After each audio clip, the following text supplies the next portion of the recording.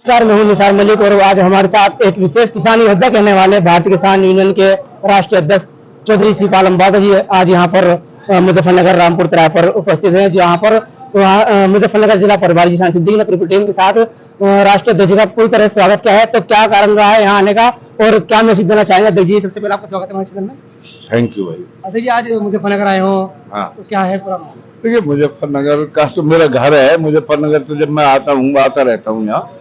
और हमारा मकसद अब एक है, जो ये चुनाव है, इस सरकार के खिलाफ, इस देश में जो इन्होंने तानाशाही फैला रखी है, इसके विरोध में हम पूरे जिले जिले में जा रहे हैं।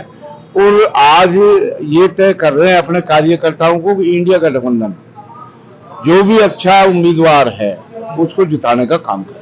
ये एक किसान योद्धा जो है, जो भानु प्रताप सिंह जो भानु के राष्ट्रीय अध्यक्ष हैं, वो बीजेपी के साथ हैं। आप आज चुनावी माहौल में मुजफ्फरनगर लोकसभा से बिजनौर लोकसभा से गुजरते जा रहे हैं, तो किस तरह का मैसेज देना चाहोगे इस देश के लिए? देखिए, ना तो किसान नेता है, ना कुछ है, वो एक दलाल है, बीजेपी का एजेंट है। जब आंदोलन चला और 750 किसान शहीद हुए, ये सबसे पहले टेंट उखाड़ के भागा था ये भानु, तो बीजेपी का आदमी है। और आज सही मायने में अगर किसान को देखना चाहिए, हमारे 750 किसान शहीद हुए आंदोलन में, और इस तानाशाह को झुकाने का काम इस भारत के किसान ने किया, देश के किसान ने। आज ना एमएसपी, और हमारा तो नारा है एमएसपी नहीं तो वोट नहीं। अंबावता जी, आप यहाँ पर हथौली विधानसभा पे मतलब भैया के लिए भी चुनाव प्रचार किया था, उनको विधायक बनाने का काम आपने किया था, आज वही बीजेपी में चले गए हैं। देखिए, बीजेपी में मदन भैया का नहीं है। सबसे बड़ा दुर्भाग्य रहा है इस देश का, चौधरी चरण सिंह इस देश के नेता थे, किसानों के नेता थे, मसीहा थे। जो जयंत चौधरी ने किया, मैं नहीं कह सकता किस लिए किया, लेकिन उसके लिए घाटे का सौदा है। जयंत चौधरी की जो समाज में इज्जत थी, किसानों में इज्जत थी, अब वो नहीं रही। बीजेपी के साथ जाने से किसान का कभी भला नहीं हो सकता। ये तो पूंजीपतियों की सरकार है, किसान की नहीं है ये। और मैं आज ये कह रहा हूं, 400 पार नहीं, 200 पार भी नहीं जाएंगे। आप लोग जागरूक हो जाओ, आप लोग जागरूक हो गए, अरे वोट देनी है हम लोगों को। और इससे 8-10 साल में मैं कह रहा हूं, इस देश को इन्होंने तबाही के कागार पर लाके खड़ा कर दिया। आज बर्बाद है देश। अरविंद केजरीवाल की तारीख क्या कहना चाहोगे?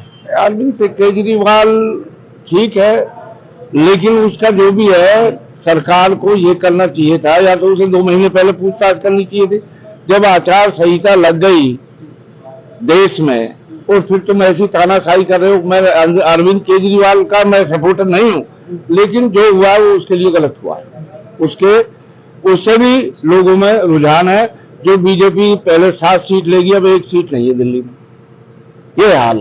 और आप लोगों को मैं तो यही कह रहा हूं, चैनल को भी, भैया ये किसान हितैषी नहीं हो सकते जब इसकी देश की आजादी में हिंदू, मुसलमान, सिख, ईसाई सबका योगदान रहा। ये तो सिर्फ एक है, हिंदू मुसलमान को लड़ाने का काम करते, मंदिर मस्जिद का, हिंदुस्तान पाकिस्तान। और तीसरी बात बता दो, कुछ करते होंगे। 2024 के जो मुद्दे लेकर के आ रहे हैं, तो विकास का, मंदिर का लेकर के बड़े बड़े बात है, इसको किस नजर से देखते हैं आप लोग? देखिए, मंदिर का मुद्दा खत्म हो चुका है। और मंदिर का मुद्दा जब खत्म हो गया, जो देश से जो इन पे जो अब इलेक्ट्रॉनिक बॉन्ड का जो है, एसबीआई का जो है, इसको भटकाने के लिए, ध्यान भटकाने के लिए इन्होंने केजरीवाल को अंदर कर दिया। किसान बैठा है और वोट की चोट पर इनको बाहर कर देंगे खदेड़ के। और मैं ये कह रहा हूं कि ये तो केजरीवाल गया है, ये तो जिंदगी में बाहर ही नहीं आएंगे। जो ये बैठे हैं चौक, जितने भी, इन्होंने देश को लूट के खा गए। ये तो मंदबुद्धि जो लोग हैं, वो जय श्री राम बोलो और किलो में 900 ग्राम तोलो, वो लोग हैं इनके साथ। सरकार ने तो जो है किसानों के लिए, बिजली के लिए भी बड़ी कवायद कर दी है, बिजली बिल माफ कर जाएगा। भैया मैं ये कह रहा हूँ, देखिए, यूपी सरकार ने किसान के लिए कुछ नहीं किया। ये सिरे लेते हाईवे बना दिया जी। हाईवे के बराबर में जो दिया है वो पूंजीपतियों के लिए बनाए, किसान के लिए थोड़ी हाईवे बनाए। आप दिल्ली से हरिद्वार आओगे, 1000 रुपये टूल के लिए पैसा चाहिए, कहां से लाओगे आप? जब एक गाड़ी का टूल टैक्स, जब गाड़ी लेते हो 10 साल का टूल भर दिया, टैक्स भर दिया, रोड टैक्स, फिर टूल का बात का? लुटेरे हैं।